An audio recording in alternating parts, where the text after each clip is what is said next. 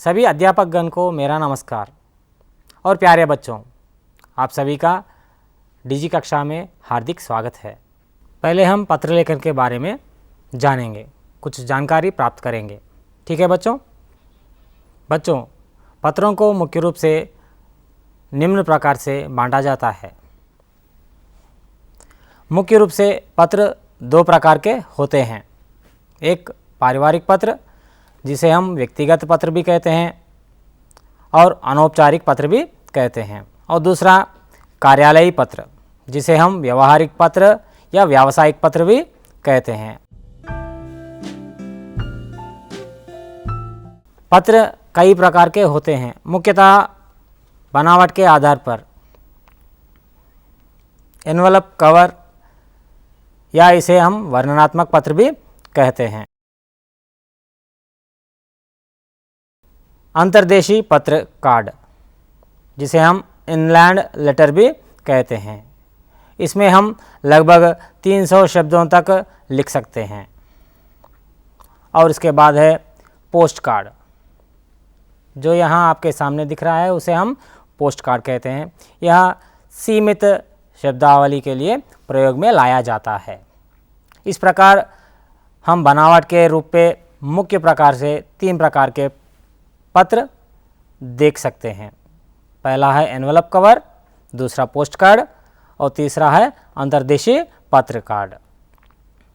अच्छा बच्चों, हमें आमतौर पर गांव में या शहरों में ऐसे डाक पेटी कहीं ना कहीं मिल जाता है देखने के लिए, और यहाँ पोस्ट ऑफिस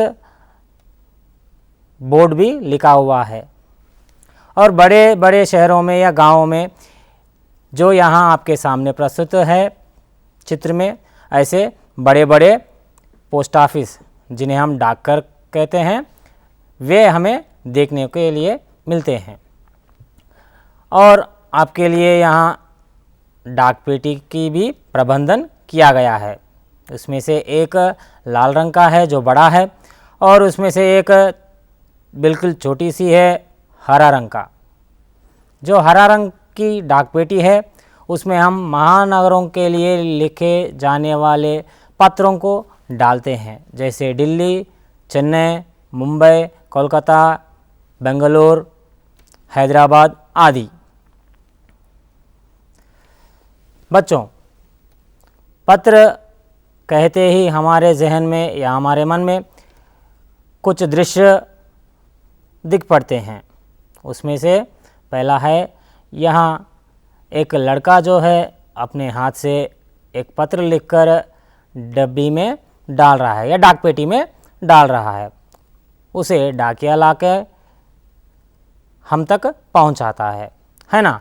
लेकिन पत्र लिखने से लेकर पता तक पहुंचने के लिए उसके बीच में हमें मुख्य रूप से डाकघर और डाक मेल, इन दोनों का भी मुख्य भूमिका दिखाई देती है। इन दोनों की भी मुख्य भूमिका होती है। इनके ज़रिए ही हम तक चिट्ठियाँ पहुँचती है। तो बच्चों, आपने देख लिया है ना। बच्चों, अगर आप ज्वर, सर्दी, सर दर्द या पीठ दर्द आदि से पीड़ित हो जाने पर क्या करते हैं? वैद्य के पास जाते हैं और दवा लेते हैं, है ना बच्चों? हाँ, पाठशाला समय में ही आपकी ऐसी स्थिति हो जाने पर, जैसे आपकी पीड़ा जो है अधिक हो जाने पर, आप क्या करते हैं? जी हाँ बच्चों, पाठशाला से छुट्टी लेते हैं, है ना। उन परिस्थितियों में अधिकतर आपके मम्मी और पापा ही पाठशाला तक सूचना पहुंचाते होंगे, है ना। नहीं तो कुछ बच्चे अंग्रेज़ी या तेलुगु में छुट्टी पत्र लिखकर भेजते होंगे। हाँ, लेकिन आज से ऐसा नहीं होगा, क्योंकि आज हम हिंदी भाषा में छुट्टी पत्र लिखना सीखेंगे या सीखने वाले हैं। तो चलिए बच्चों, आपके लिए यहाँ एक दृश्य दिखाया जा रहा है। पहले उस दृश्य को देख लीजिए। बच्चों, यहाँ आपके सामने एक छात्रा है ना, क्योंकि वह गणवेश में है इसीलिए हम छात्रा मान सकते हैं। उसके सामने जो मेज है, मेज के ऊपर कौन सी पुस्तक है? हाँ, अपनी कक्षा की हिंदी पाठ्य पुस्तक है और उसके बाईं ओर रंग बिरंगे फूलों से सजाया हुआ एक गुलदस्ता भी है। अब बताइए बच्चों, छात्रा क्या कर रही है? हाँ, छात्रा लिख रही है। क्या लिख रही होगी? चलो चल के देखेंगे। जी बच्चों, छात्रा छुट्टी पत्र लिख रही है ना, छुट्टी पत्र। आगे वह क्या लिखने वाली है देखेंगे। अनंतरम दिनांक 22/8/2017 सेवा में प्रधानाध्यापिका जी, जिला परिषद उन्नत पाठशाला आदिलाबाद, घटकेश्वर मंडल, मेडचल जिला। महोदया, आपसे मेरा नम्र निवेदन है कि मेरे चाचा जी का विवाह चेन्नई में होने वाला है। परिवार के साथ मैं भी जाना चाहती हूँ। इस कारण आप मुझे दिनांक 22/8/2017 से 24/8/2017 तक 3 दिन की छुट्टी देने की कृपा करें। धन्यवाद। आपकी आज्ञाकारी छात्रा अमला, क्रमांक 18, कक्षा 7।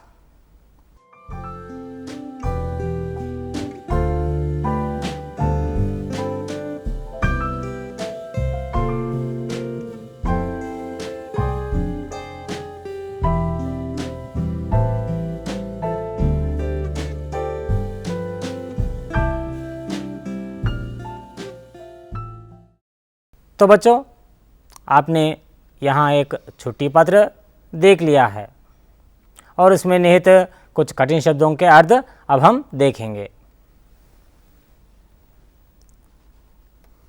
जी बच्चों, आपके सामने नम्र और कृपा है।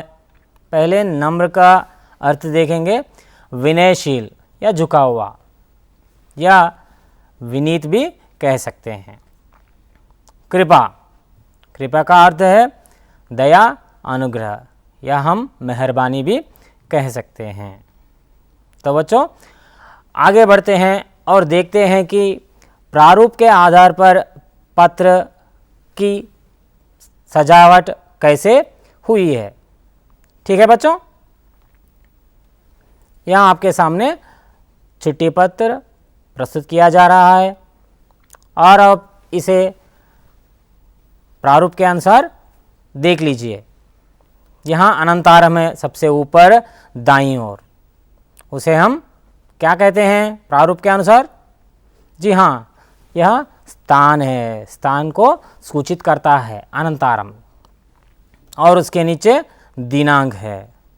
जी बच्चों, उसके बाद सेवा में इसे हम प्रापक भी कहते हैं, यानी पत्र को प्राप्त करने वाला।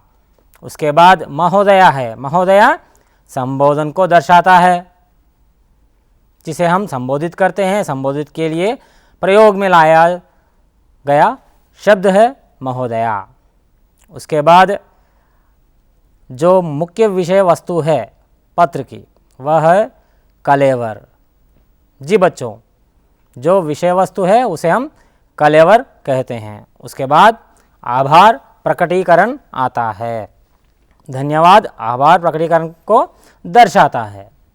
उसके बाद अंततः स्वनिर्देश, जो नीचे पत्र लिखने वाले की पता या जानकारी या परिचय दिया जाता है, उसे हम स्वनिर्देश कहते हैं। ठीक है बच्चों,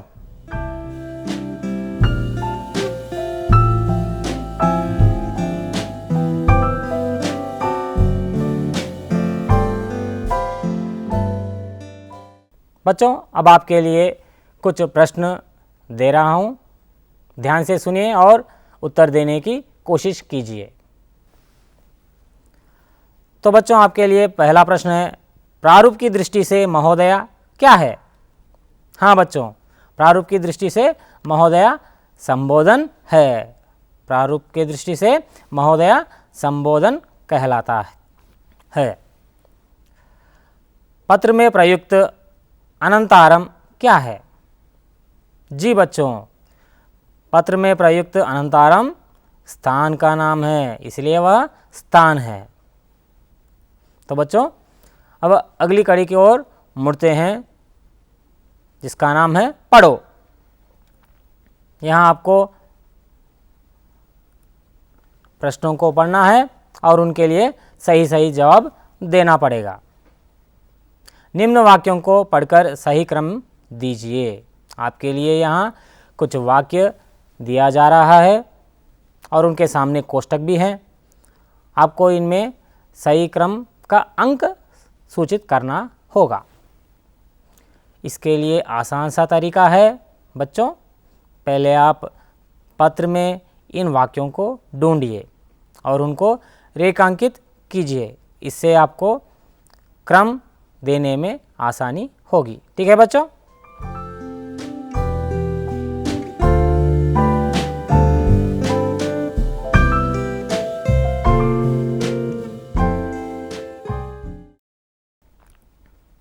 पहले हम इन वाक्यों को रेखांकित करेंगे। मेरे चाचा जी का विवाह, ऐसा जो भी है आपके सामने गद्यांश, उसमें से दिए गए वाक्यों को चुनेंगे। पहला है धन्यवाद, उसके बाद मैं भी जाना चाहती हूँ, उसके बाद मेरे चाचा जी का विवाह चेन्नई में होने वाला है, और अंत में 3 दिन की छुट्टी देने की कृपा करें।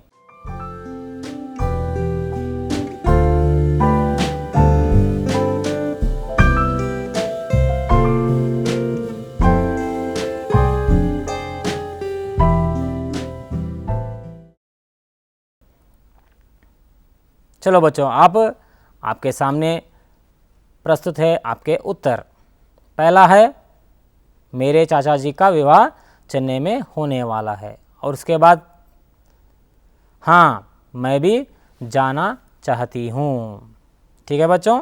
और उसके बाद तीसरा है 3 दिन की छुट्टी देने की कृपा करें, और अंत में धन्यवाद। शाबाश बच्चों, आपका उत्तर सही है। अब अगली कड़ी है आपके लिए लिखो। लिखो के अंतर्गत आपके लिए कुछ शब्द दिए गए हैं, जिन्हें आपको उचित स्थान पर रखना होगा या लिखना होगा। ठीक है बच्चों? यहाँ आपके लिए दिनांक, सेवा में, स्थान, धन्यवाद, आपकी आज्ञाकारी, महोदय, विषय, पता दिया गया है। पहले आप पत्र के प्रारूप को ध्यान में रखिए, उसके ज़रिए आप इन स्थानों को उपरोक्त शब्दों से लिख सकते हैं या मेल कर सकते हैं। ठीक है बच्चों? तो सबसे ऊपर दाईं ओर क्या आएगा? स्थान आएगा, है ना। उसके बाद दिनांक, सही। उसके बाद आएगा सेवा में, और उसके बाद पता, पता के नीचे जी हाँ महोदय, और उसके बाद मुख्य विषय आएगा, और उसके बाद आएगा आभार प्रकटीकरण, धन्यवाद, और अंत में जी, अंत में आएगा आपकी आज्ञाकारी। और एक बार देखिए बच्चों,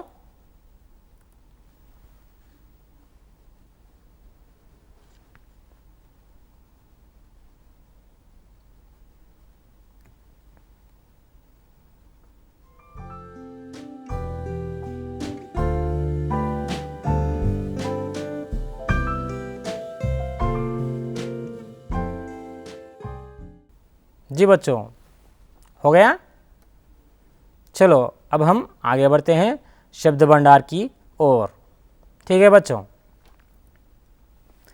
आपके लिए यहाँ दिया गया है पढ़ो, समझो और लिखो के अंतर्गत कुछ शब्द दिए गए हैं। आपको उनको समझना होगा और उचित शब्द से जोड़ना होगा।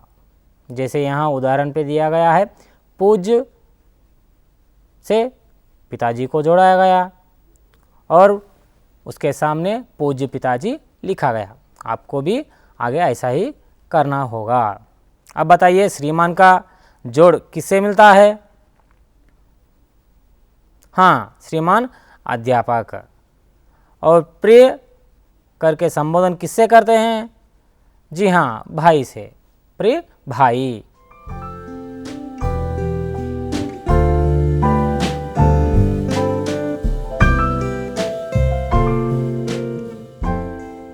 चलो बच्चों, अब आगे बढ़ते हैं। परिवार के सदस्यों के नामों से रिक्त स्थान भरिए। जी बच्चों, जैसे माता पिता का नाम, आप इसमें भाई बहन, नाना नानी, दादा दादी के नाम भी लिख सकते हैं।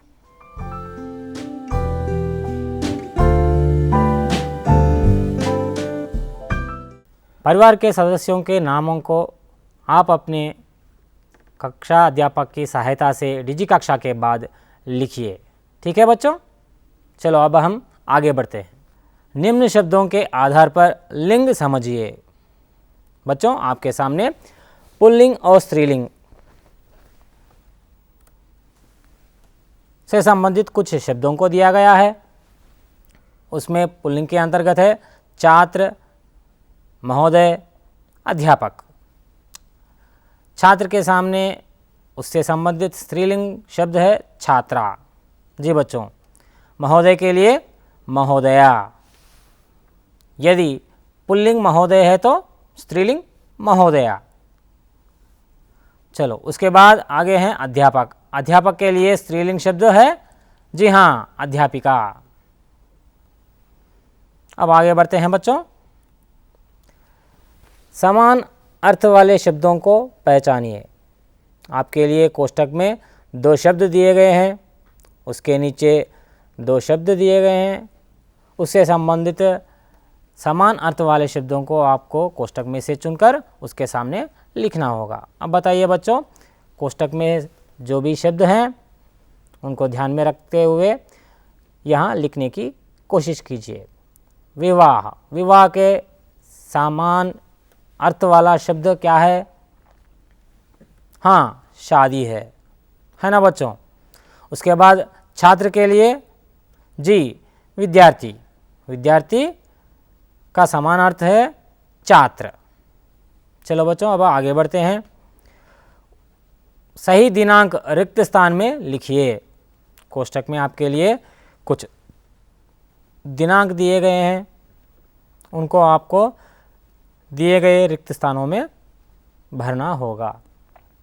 तो पहला है आपके लिए स्वतंत्रता दिवस अगस्त डैश को मनाते हैं। तो बच्चों, आप बताइए इनमें से आप किस दिनांक को चुनकर लिखेंगे? स्वतंत्रता दिवस कब मनाया जाता है?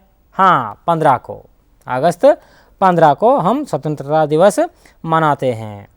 तो अगला है गणतंत्र दिवस जनवरी डैश को मनाते हैं। जी हाँ बच्चों, जनवरी 26 को मनाते हैं। आपने सही बताया।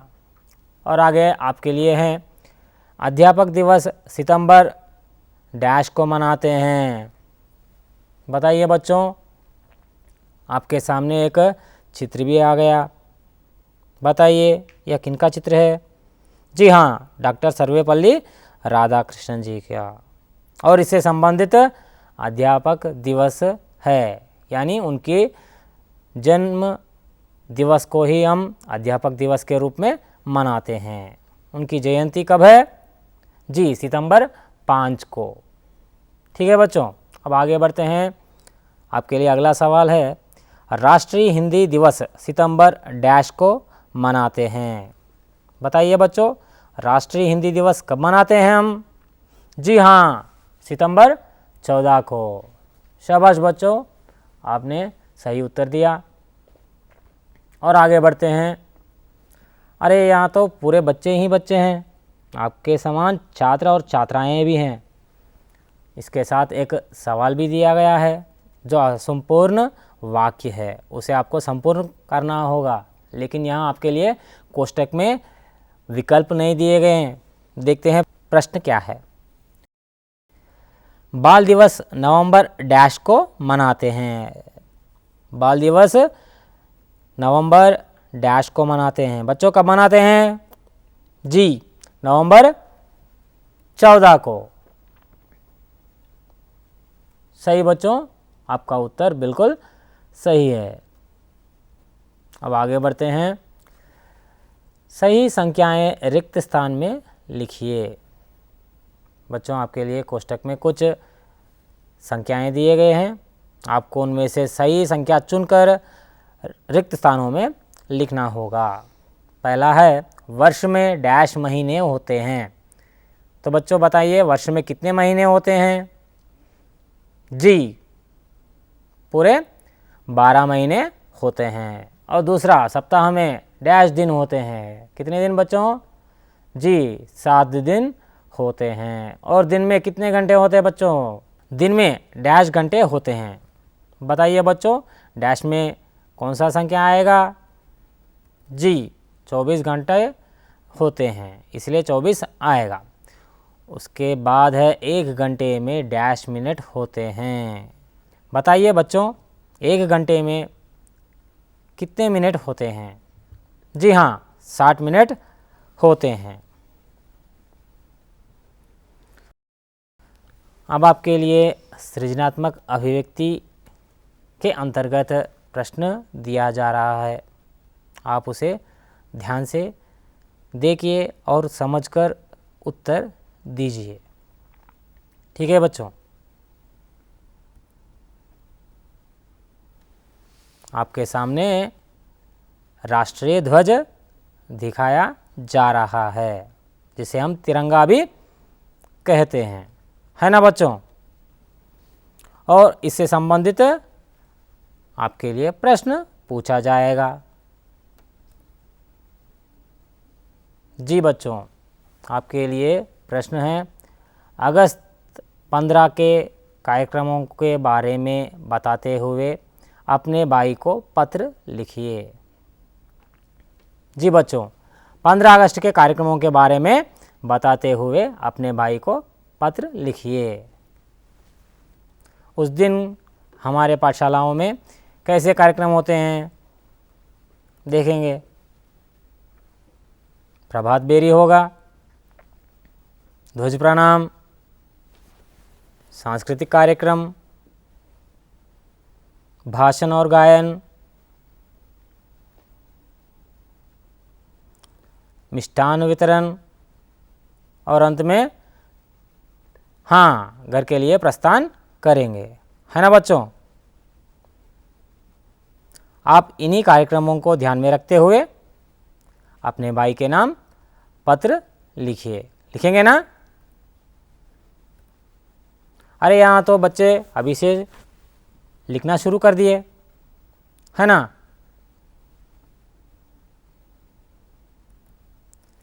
अच्छा बच्चों, आप भी जल्द से जल्द 15 अगस्त के कार्यक्रमों के बारे में बताते हुए अपने भाई के नाम एक पत्र लिखिए। अच्छा बच्चों, आप भी लिखना शुरू कर दीजिए। अच्छा बच्चों, अगले कड़ी में एक नए विषय के साथ फिर से मिलेंगे। तब तक के लिए नमस्कार।